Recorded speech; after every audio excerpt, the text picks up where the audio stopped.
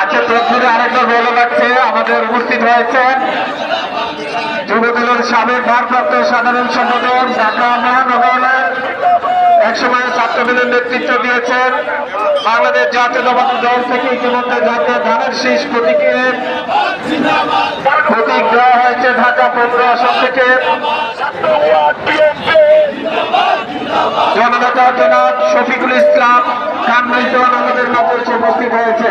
উপস্থিত হয়েছেন মহানগর উত্তর বিএনপি সংগ্রামী সদস্য সচিব জননেতা মোস্তফা জামান আমাদের মাঝে উপস্থিত হয়েছেন। আমরা তাকে ধন্যবাদ জানাচ্ছি।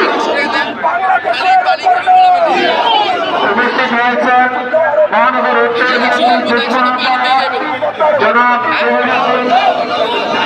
জহিরুল ইসলাম আমাদের মাঝে উপস্থিত হয়েছেন। আমরা তাকে ধন্যবাদ জানাচ্ছি।